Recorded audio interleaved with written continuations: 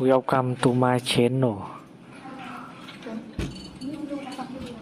Try to hear the latest story. At Christmas dinner, my nephew smashed the PS5. I bought my son while my family laughed and said, he doesn't deserve nice things. The next morning, I quietly stopped paying their rent, car, and tuition. They thought I'd cave, until the police started calling. Hey Reddit, my family always expected me to fix everything and stay quiet about it. I did that for years, until they crossed a line with my kid. What happened after that changed everything. Before I get into it, here's how it all started. My name's Isaac. I'm 36, divorced, and a single dad to my 9-year-old son, Anthony. I work maintenance at a distribution center. Long hours, not a glamorous job, but it pays the bills and keeps life steady enough for us. I don't ask for much. A quiet life, my kid doing all right, and maybe one weekend where I'm not fixing something for somebody else. My parents, Matthew and Scarlett, don't really see it that way. To them, I'm the reliable one. The one who shows up early, helps set up, fixes whatever's broken, and keeps everybody calm. Every Christmas, my mom insists we all gather at their house. Family tradition, she calls it. I call it something I can't turn down without a fight. Anthony and I got there right on time. As soon as we walked in, my mom looked me over like I was a project she needed to correct. You look tired, Isaac, she said. Are you getting enough sleep? Yeah, Mom. Work's been busy. She didn't respond, just moved on to inspecting Anthony. Why is his hair so long? It gets in his eyes, and he looks too thin. Do you even feed him breakfast? Mom, I said quietly. He's fine. Anthony stepped behind me a little, not scared, just avoiding another comment. He's a good kid, polite, doesn't talk unless he has something worth saying. That's apparently a problem for my family. Matthew sat in his recliner, pretending not to hear anything. That's his specialty, staying out of it until it benefits him. We were barely settled before the front door swung open, and Maverick walked in like he owned the place. Late, of course. He had that same smirk he always wears, the one that says he expects everyone to forgive him before he even explains anything. Traffic was insane, he announced, brushing snow off his jacket. Not my fault. Abigail followed behind him, already complaining. There was no parking. Honestly, who invites people over and doesn't save them a spot in the driveway? And it's freezing in here. How do you stand this, Scarlett? My mom forced a smile. Oh, Abigail, you're so sensitive to temperature. Matthew, go adjust the thermostat. Matthew got up right away. No hesitation. If I asked him to adjust the thermostat, he'd tell me to put on socks. Miles barreled in next, yelling something unintelligible and immediately shoving Anthony out of the way so he could get to the living room first. Hey, I said, watch it. Miles didn't even look back. Abigail didn't either. Anthony brushed his shirt off and whispered, It's okay, Dad. But it wasn't. We all gathered in the living room, while my mom fluttered around taking coats and pretending everything was perfect. Abigail flopped onto the couch like she was exhausted from walking 10 steps. She glanced at a plate Scarlett set down. Is that the appetizer? I thought you were making the roasted one from the recipe I sent. Scarlett froze, embarrassed, then forced a cheerful answer. Oh, we changed plans. Abigail rolled her eyes. Anthony stood next to me quietly, hands in his pockets. Scarlett looked at him again. He needs a new sweater. That one's too plain. And why won't he talk? Miles was never this quiet. Maybe quiet kids aren't a tragedy, I said. She ignored that.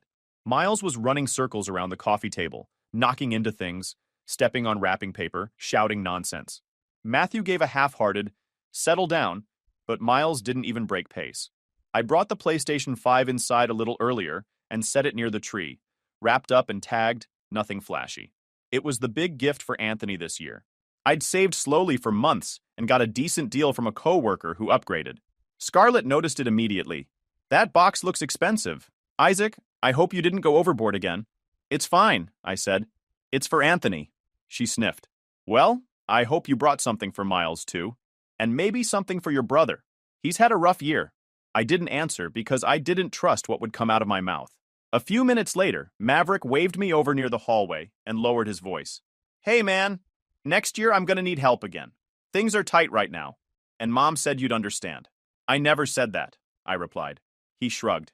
Yeah, but you will. You always do. I just walked away, back toward Anthony, who was quietly looking at the ornaments like he wished somewhere else existed. Scarlett clapped her hands loudly. Everyone stop what you're doing.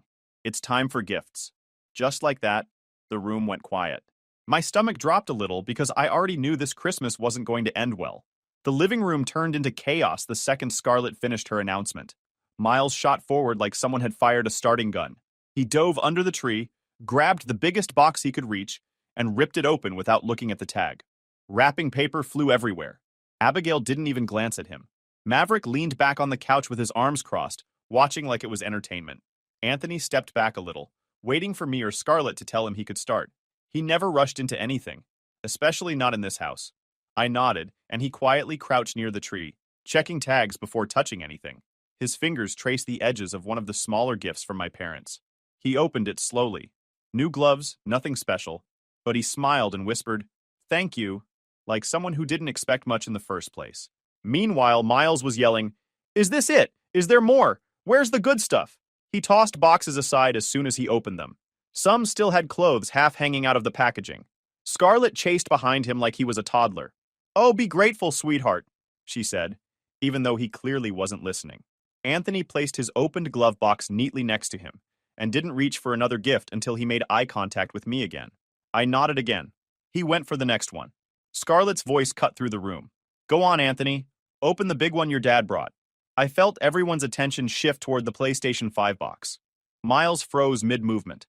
Abigail's eyes flicked over with instant judgment. Maverick sighed, already annoyed. Anthony carefully pulled the wrapping paper apart, not tearing it, folding it. And when the logo appeared, he stopped. His shoulders raised a little, like he was holding in a breath. A tiny smile slipped out. He pressed his lips together to hide it. Scarlett spoke first, loud enough for everyone. "Isaac, honestly, this is overboard." Abigail sniffed. "He's buying love. It's obvious." Maverick rolled his eyes. "Trying too hard, man." Anthony looked down quickly, shoulders tightening. Miles's expression twisted right away. Anger, jealousy, irritation. Like someone had stolen something from him. "That's not fair," Miles yelled. "Why does he get that?" Scarlett jumped in. "Miles, honey, you got plenty of nice things." "No, I didn't. Not like that." He stomped toward Anthony. Abigail leaned back on the couch and said loud enough for Anthony to hear, "Some people don't need these things. It's not like they earned it." Anthony froze again, but the smile disappeared. His hands were still on the box. He didn't lift it. He didn't even look up. Miles marched straight toward him, and before I could move, he grabbed the PlayStation 5 box with both hands and yanked it out of Anthony's lap. Anthony's head jerked up in shock. "Hey," I said, standing up immediately. My voice came out low but sharp. Miles didn't care. He held the box against his chest and glared at Anthony like he was the one who'd done something wrong. "My dad says you don't deserve stuff like this." I felt the whole room shift. Even Maverick looked at me for a second before pretending he didn't. "Give it back," I said, but I didn't raise my voice. Miles didn't. He took 3 steps back, turned toward the foyer, and threw the box with everything he had. It hit the hardwood, bounced, slid, and cracked against the bottom stair. The plastic made a sound you don't forget. Anthony's face dropped instantly. No crying, no yelling, just this blank look like something inside him folded in half. Scarlett gasped and pointed at me. "Isaac, why on earth would you bring something so fragile here? You know how kids get." I stared at her. "He threw it." She waved that off like it didn't matter. "You should have known better." Matthew didn't look up from his recliner. "Miles is just spirited. Don't ruin Christmas over this." Abigail actually smirked, like she enjoyed watching it play out. Maverick stayed still, arms crossed, saying nothing. He wasn't embarrassed. He looked almost satisfied. Anthony didn't look at anyone. He just stared at the broken box at the bottom of the stairs. I walked over and picked it up. The cardboard had split, but that wasn't the problem. I peeled the top open just enough to see inside. One corner of the console was crushed, the casing spiderwebbed with a crack that ran like a fault line. When I shifted it in my hands, something inside clicked loose. Useless. Not worth fixing. Not worth pretending it could be saved. I walked back to Anthony and crouched down so we were face to face. His eyes were shiny but steady. "Get your jacket," I said softly. Scarlett's voice shot across the room. "You're not leaving. We still have dessert. You're being dramatic." I didn't respond.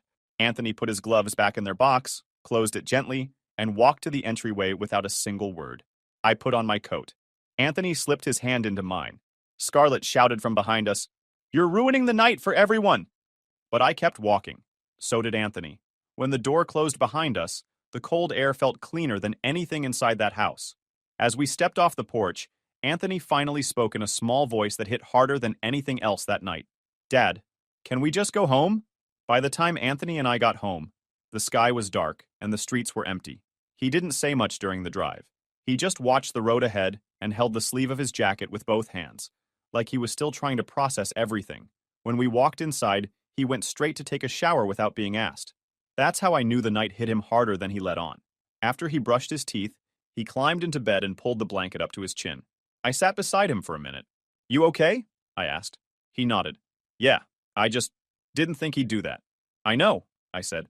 It wasn't your fault. He nodded again, slower this time.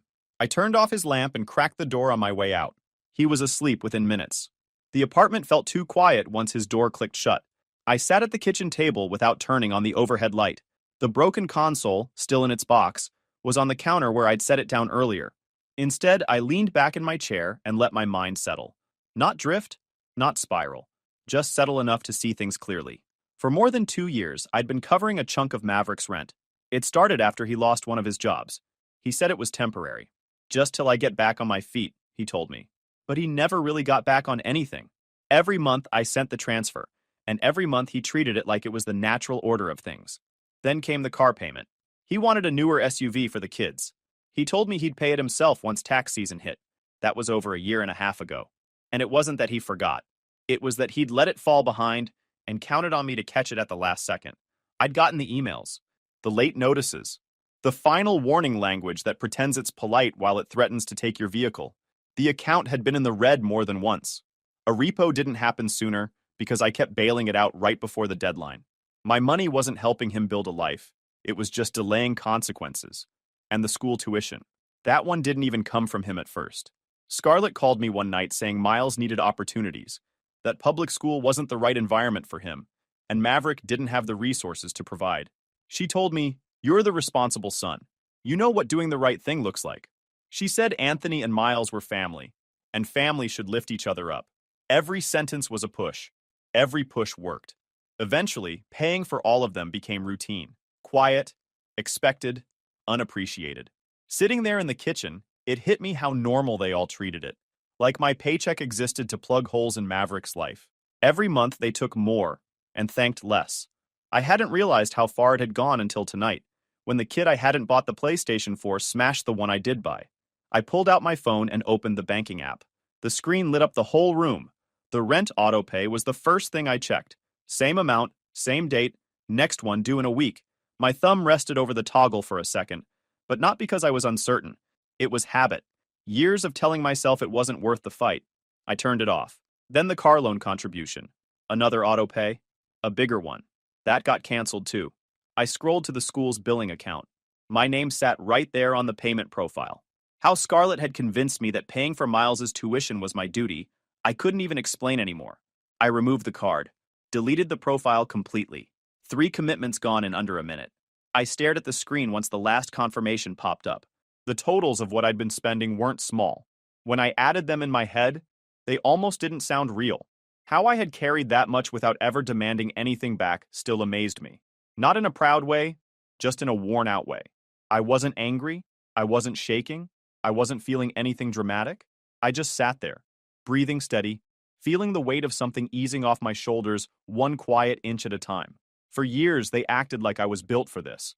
Like being the one who kept everything functioning was my identity. Every time I helped, they found a new angle to lean on. Every time I stayed quiet, they took more space. It felt almost embarrassing, realizing how long I'd let it go on. I locked my phone and set it on the table. Then I looked at the broken PlayStation box again. Not because of the money, not because of the item, but because Anthony had held it like it meant something, and they didn't care enough to let him have that moment. The plastic wasn't the part that broke tonight. It was the excuse I kept making for all of them. I leaned back in the chair and said it out loud, even though nobody was there to hear it. They didn't break the PlayStation, I said quietly. They broke the last excuse I had to keep helping them. The first message hit my phone before sunrise. Maverick, rent didn't go through. Fix it. Then another. Are you awake? I was making coffee when the next 10 came in rapid fire. What's going on? My bank says nothing even tried to process. Call the landlord. Seriously, dude. Call him now. I set the phone down and kept getting Anthony ready for school like it was any other morning. He was eating cereal quietly, still carrying the weight of last night. I didn't want him anywhere near this mess. A little after 7, the meltdown reached a new level. Bro, the car is gone.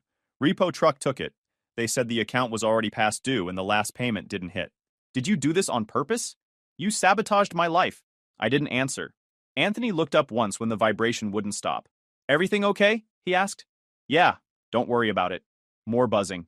This time, Abigail. Rent is due today. Send it. Here are the bills for the week. Handle this. She attached photos, utilities, daycare, and overdue internet bill. Fix this right now. The kids need stability. Stop being stubborn. I blocked her. The phone rang. My mom. I picked up because I didn't want her showing up unannounced.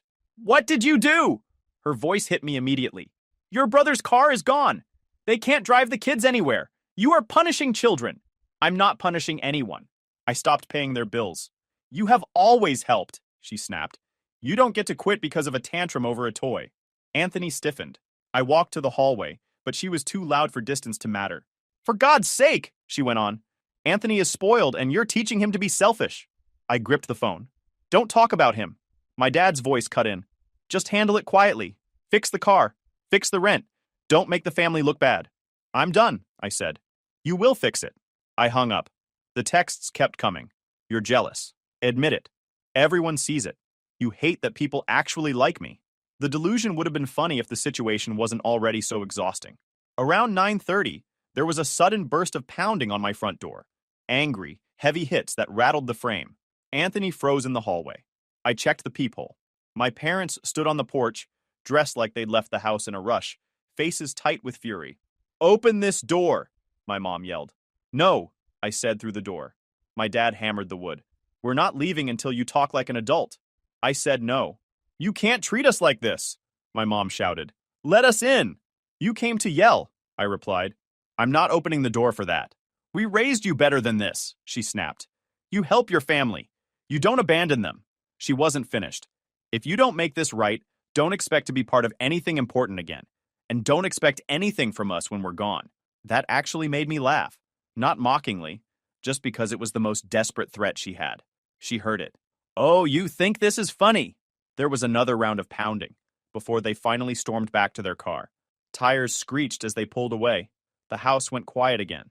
Anthony stepped out slowly, still clutching the strap of his backpack. Dad? Yeah? Grandma hates us now, doesn't she? I opened my mouth, but nothing came out. I didn't have an answer. Not one I was willing to say to a kid who didn't deserve any of this. The next morning should have been normal. I got up early, made breakfast for Anthony, and went out to warm up the car. I didn't even make it halfway across the parking lot before I stopped dead. Long, deep key scratches ran down the passenger side, one long drag from the front door to the rear. The windshield had a cracked starburst right in the center, like someone hit it with something sharp, and the tires looked off. When I crouched down, all 4 valve stems had been ripped out. The car wasn't drivable, not even close. Trash, actual ripped bags of household trash, was scattered across the small strip of grass in front of my apartment. Someone had tossed it from the street. I stood there in the cold, looking at the damage, feeling that familiar sinking feeling I'd tried to avoid for years. It wasn't random. Not the scratches, not the windshield, not the trash. My phone buzzed. Scarlett, if you hadn't acted out, none of this would be happening. I pocketed the phone and walked back toward the apartment. Anthony was at the door, backpack on, ready for school. He saw my face and stepped outside. What happened to the car? It got damaged, I said. We'll take the bus today. He nodded like that was fine, but his eyes drifted to the yard. He walked over to a bush near the sidewalk, crouched, and picked something out of the branches. Dad, look. I took it from him. A torn piece of a jacket sleeve, dark blue, with a little patch shaped like a lightning bolt. I'd seen that design before. Miles wore that jacket yesterday. I slipped the fabric into my pocket. Anthony's voice was quiet. Do you think they came here? I don't know yet, I said. Let's check something first. Inside, I turned on the computer and opened my home security footage. I'd installed a basic set of cameras after the divorce. Nothing expensive, just enough to watch the driveway and the front door. I pulled up last night's timeline. At 1:43 a.m., the driveway camera picked up movement. A figure walking slowly past my car. Hoodie up, shoulders hunched, but the body shape and height matched Maverick too closely for coincidence. He walked around the car once, paused, then moved toward the side of the house and out of frame. My stomach tightened. I checked the side camera next. At 2:17 a.m., it caught someone smaller, much smaller, walking along the edge of the grass with their hands in their pockets. Same jacket as the piece Anthony found. Miles. And a second later, the edge of an adult's shadow cut across the frame. Someone just out of view, close enough to guide him, but careful not to get caught on camera. He wasn't wandering. He'd been brought. Anthony stood behind me, arms crossed. Dad, Abigail told him to ruin the gift. She said you were trying to make me feel special, and that I needed to be brought down a little. I turned toward him. She said that to him? He nodded. He told me before dinner, but I didn't think he'd actually do anything. I pulled up the clips again, slower this time. This wasn't just a family fight anymore. They were coming onto my property at night. They damaged my car, they trashed my yard, and they brought a kid into it. I grabbed my keys and phone. We're filing a report. At the police station, the officer at the desk listened without interrupting. I handed over the footage on a flash drive, photos of the car, and the piece of Miles's jacket. While I filled out the formal statement, my phone buzzed again. Scarlett, you're being dramatic. Kids get upset. They wander. You're blowing everything out of proportion. Another message. Matthew. Family doesn't call the police on family. I didn't answer either one. As we were leaving the station, my phone vibrated again, this time from my neighbor across the parking lot. Saw a dark SUV circling your building last night around 1-ish. Thought it was weird. I couldn't see the plate, but it moved slow like it was looking for something. I thanked him and slipped the phone away. Back at home, Anthony took off his shoes and sat on the couch, watching me with that quiet, steady stare he has when he's trying to figure out how worried he should be. Are we in trouble? He asked. No, I said. But they are. He nodded, not scared, just tired. Tired in a way a kid shouldn't be. A couple of hours passed before the detective assigned to the case called. I told him everything again, walked through the timeline, and emailed copies of the recordings. He listened carefully, then said, based on what you submitted, this qualifies as vandalism, trespassing, and possibly endangerment if a minor was involved. If we get a clear match on prints, or if the camera footage holds up, there may be multiple charges. I thanked him and hung up. For the first time in years, I felt something close to solid ground forming under my feet. Not because things were getting easier, but because I finally stopped pretending they couldn't get this bad. They had crossed into something I wasn't ignoring anymore. 2 days passed after I filed the vandalism report. Anthony went back to school, and for the first time since Christmas, things felt almost normal. Not peaceful, just quiet enough that I could think. I was in the kitchen rinsing dishes when my phone rang. The screen showed Anthony's school. I answered immediately. This is Anthony's dad. The woman on the other end hesitated. Thank you. I'm calling to verify a request we received earlier today. My hand tightened on the edge of the counter. What request? She lowered her voice like she already knew something was off. We received a voicemail from a woman who said she was Anthony's stepmother. She said she was calling on your behalf to update his pickup routine for the rest of the week. For a second, I didn't speak. Anthony doesn't have a stepmother. There was a pause. Then, that's what our records show as well. We didn't make any changes. We flagged the call and recorded it. Would you like us to send you the audio? Yes, I said. Please. The file came through while I was still holding the phone. I thanked her and hung up, then hit play. The voice was calm, confident, slightly rushed, like she didn't want questions. This is Anthony's stepmom. I'm calling because his dad asked me to update his pickup schedule. Someone else will be picking him up this week, so please change the file. Everything's fine. We're just adjusting schedules. No hesitation, just authority. I didn't need to replay it to know exactly who it was. Anthony walked into the kitchen halfway through the recording. He stopped when he saw my face. What's that? He asked. I stopped the audio. Nothing you need to worry about. He nodded, but he didn't move. He could tell this wasn't nothing. I stepped into the hallway and called my mom. She pretended to be my wife, I said, the moment she answered. She called Anthony's school. Oh, for heaven's sake, she replied immediately. Maybe she misspoke. Maybe she was just trying to help while you were busy. She tried to change who picks him up. Well, nothing happened, did it? She snapped. So why are you making it worse? I'm not, I said. She crossed a line. You're obsessed with lines, she shot back. You're seeing threats everywhere. I'm protecting my son, she scoffed. You're destroying this family. I hung up. A text came in almost right away. This is insane. We never said she was your wife. You're twisting everything. You're trying to make us look dangerous. I didn't reply. I packed Anthony into the car and drove straight to the station. The officer at the desk recognized my name before I finished explaining. I handed over the voicemail, the call log, and the previous report number. This is impersonation, he said after listening, and it involves a minor. He left the room and returned about 20 minutes later. We're going to help you file for an emergency protective order. Given the escalation, a judge can approve it quickly. I signed the paperwork without hesitation. On the drive home, Anthony stared out the window. Are we in trouble? No, I said. I've got you. When we pulled into the lot, the sun was already dropping behind the buildings. Anthony went inside and headed to his room. I locked the door behind us, double-checked the chain, and leaned against it for a second. Then there was a knock. Not polite, not hesitant, heavy and deliberate. I checked the peephole. My brother stood on the porch again, hands in his jacket pockets, jaw tight, the same look he gets when he thinks he can push until someone folds. I stepped outside and closed the door behind me. You didn't have to do this, he said. You're dragging everyone into your mess. You let your wife call my son's school. She was trying to fix things. By pretending to be my wife? He looked away, then back. She didn't think it would go this far. You came onto my property. You damaged my car. He didn't deny it. You forced our hand. I took a step closer. You told your kid to break my son's gift. He exhaled sharply. She told him to. Said Anthony needed to be humbled. Said you were making him think he was better than everyone else. My chest tightened, but I didn't raise my voice. My son did nothing to you. You think you're innocent here? He said. You think you're the good guy? I turned around, opened the door, and shut it. Anthony stood in the hallway, eyes wide. Is he gone? He asked. Yes. Is he coming back? No, I said. He's not. An hour later, my phone rang again. Same detective. We got preliminary forensic results, he said. We pulled usable prints off your gas cap. We can't tell you whose yet, but they're strong enough to compare, and we're working a match. Combined with the footage, we're moving forward. I thanked him and hung up. My phone buzzed once more. Scarlett, you're destroying this family. I stared at the message until the screen dimmed. Then I set the phone down, walked to Anthony's doorway, and watched him doing homework at his desk, pencil moving steadily like none of this chaos should ever be part of his world. I didn't destroy anything. I finally stopped letting them destroy us. The legal stuff didn't explode all at once. It came in pieces. Emails, phone calls, paperwork that showed up in plain envelopes, property damage, impersonation, harassment. Each charge felt heavy when I read it, but not surprising.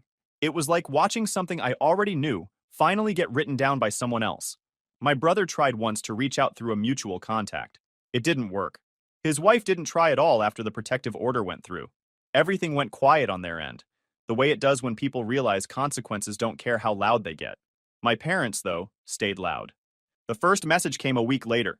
This has gone too far. You need to fix this. Apologize and we can talk.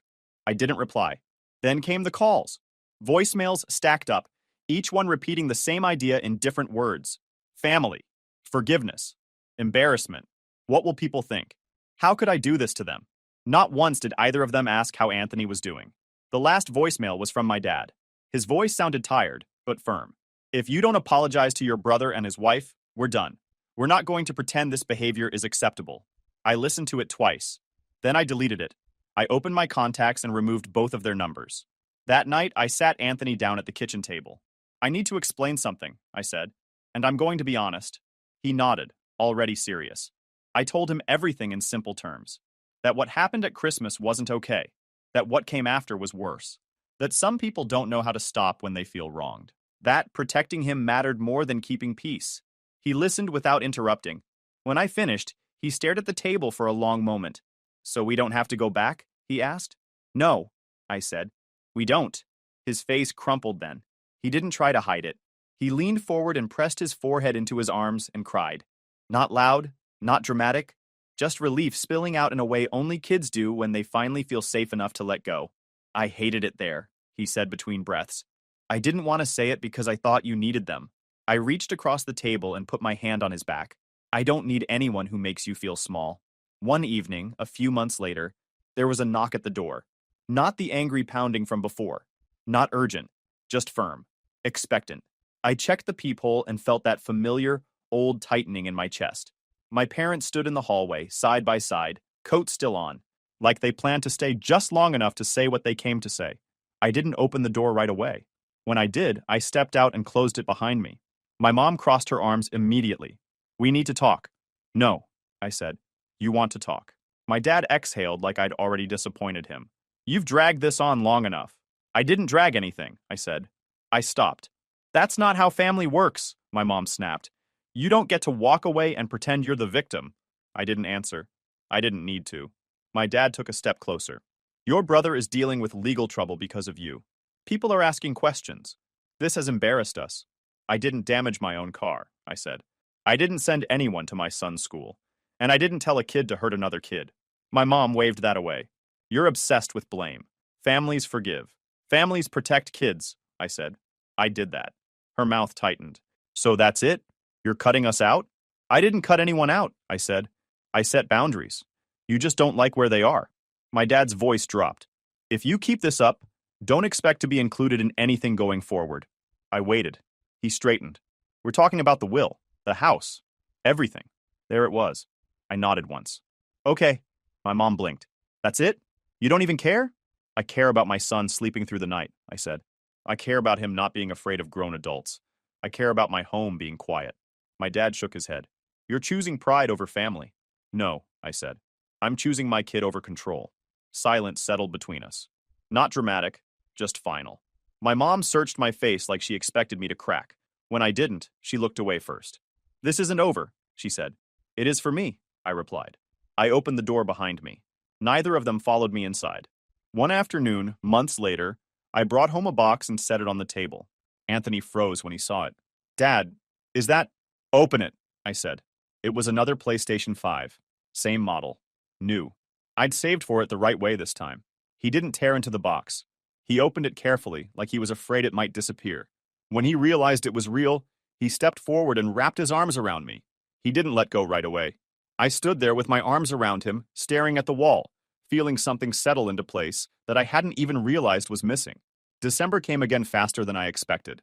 This time, we didn't go anywhere. We cooked together on Christmas Eve, burned the first batch of food, laughed about it.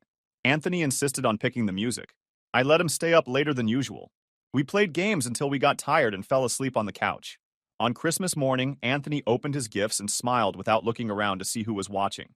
I made coffee and eggs. We ate together at the table, still in pajamas. Later, we set up the console and played until our eyes hurt, no one telling us we were doing it wrong. At one point, Anthony paused the game and looked at me. This is my favorite Christmas, he said. I nodded. Mine too. That afternoon, I thought about my parents, about my brother, about how easily they cut me off once I stopped being useful. It stung, but not the way I expected. The real pain wasn't losing them. It was realizing I never really had them in the way I thought I did. What I had was a role, a function, a wallet. Once I stopped playing that part, there was nothing left for them to hold on to. And that was fine, because what I gained instead was quiet, stability, a home where my son didn't have to brace himself for someone else's moods, a life where boundaries weren't punishments, just lines that kept us safe. I didn't win anything. I didn't come out on top. I just stopped losing. Peace wasn't given to us. I created it, and Anthony finally gets to grow up in it. If you enjoyed this video, please hit that subscribe button. It really helps the channel and help us bring you more and better stories. Thanks.